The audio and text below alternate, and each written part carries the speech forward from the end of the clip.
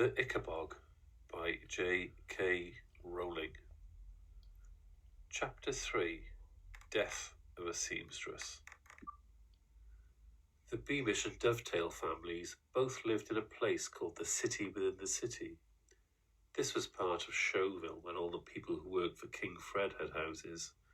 Gardeners, cooks, tailors, page boys, seamstresses, stonemasons, grooms, carpenters, footmen, and maids, all of them occupied neat little cottages just outside the palace grounds. The city within the city was separated from the rest of Showville by a high white wall, and the gates in the wall stood open during the day, so that residents could visit friends and family in the rest of Showville and go to the markets.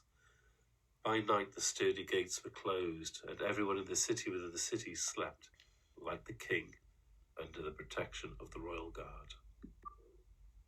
Major Beamish, Bert's father, was head of the royal guard, a handsome, cheerful man who rode a steel grey horse.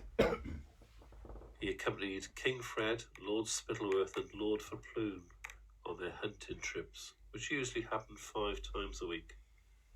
The king liked Major Beamish, and he also liked Bert's mother, because Bertha Beamish was the king's own private pastry chef, a high honour in that city of world-class bakers.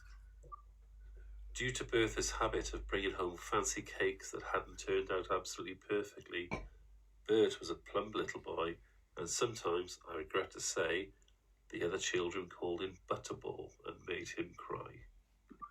Bert's best friend was Daisy Dovetail. The 2 children may be born days apart and acted more like brother and sister than playmates. Daisy was Bert's defender against bullies. She was skinny but fast, and more than ready to fight anyone who called Bert Butterball. Daisy's father, Dan Dovetail, was the king's carpenter, repairing and placing the wheels and shafts on his carriages. As Mr. Dovetail was so clever at carving, he also made bits of furniture for the palace. Daisy's mother, Dora Dovetail, was the head seamstress of the palace, another honoured job, because King Fred liked clothes and kept a whole team of tailors busy making him new costumes every month. It was the king's great fondness for finery that led to a nasty incident which the history books of cornucopia would later record as the beginning of all the troubles that were to engulf that happy little kingdom. At the time it happened, only a few people within the city knew anything about it, though for some it was an awful tragedy. What happened was this. The King of Pluritania came to pay a formal visit to Fred, still hoping perhaps to exchange one of his daughters for a lifetime supply of hopes of heaven, and Fred decided that he must have a brand new set of clothes made for the occasion. Dull purple, overlaid with silver lace, with amethyst buttons and grey fur at the cuffs. Now, King Fred had heard something about the head seamstress not being quite well, but he hadn't paid much attention. He didn't trust anyone but Daisy's mother to stitch on the silver lace properly, so gave the order that nobody else should be given the job. In consequence, Daisy's mother sat up 3 nights in a row, racing to finish the purple suit in time for the King of Pluritania's visit, and at dawn on the 4th day, her assistant found her laying on the floor, dead, with the very last amethyst button in her hand. The king's chief advisor came to break the news, while Fred was still having his breakfast. The chief advisor was a wide old man called Herringbone, with a silver beard that hung almost to his knees. After explaining that the head seamstress had died, he said, "But I'm sure one of the other ladies would be able to fix on that last button for your majesty." There was a look in Herringbone's eye that King Fred didn't like. It gave him a squirming feeling in the pit of his stomach. While his dressers were helping him into the new purple suit later that morning, Fred tried to make himself feel less guilty by talking the matter over with Lords Spittleworth and Flapoon. "I mean to say, if I'd known she was seriously ill," panted Fred, as the servants heaved him into his skin-tight satin pantaloons, "naturally I'd have left somebody else to sew the suit." "Your Majesty is so kind," said Spittleworth as he examined his sallow complexion in the mirror over the fireplace. "A more tender-hearted monarch was never born." A woman should have spoken up if she felt unwell, grunted Flapoon from a cushioned seat by the window. If she's not fit to work, she should have said so. Properly looked at, that's disloyalty to the king, or to your suit, anyway. Flapoon's right, said Spittleworth, turning away from the mirror. Nobody could treat his servants better than you do, sire.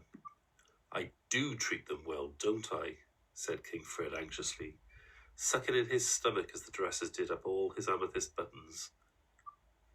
And after all, chaps, I've got to look my blasted best today, haven't I? You know how dressy the King of Pluritania always is.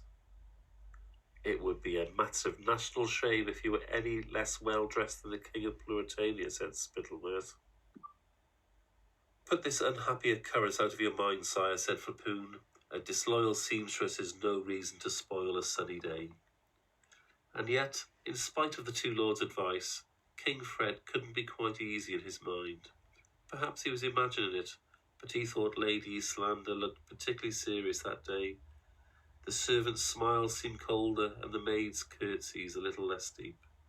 As his court feasted that evening with the King of Pluritania, Fred's thoughts kept drifting back to the seamstress, dead on the floor, with the last amethyst button clutched in her hand. Before Fred went to bed that night, Herringbone knocked on his bedroom door. After bowing deeply, the chief adviser asked whether the king was intended to send flowers to Mrs. Dovetail's funeral. Oh, yes, said Fred, startled.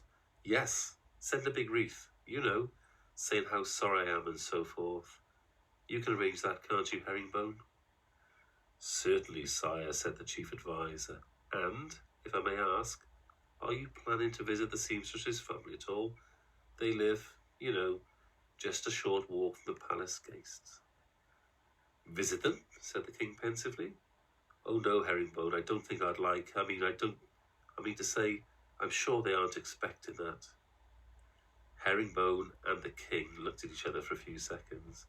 Then the chief adviser bowed and left the room.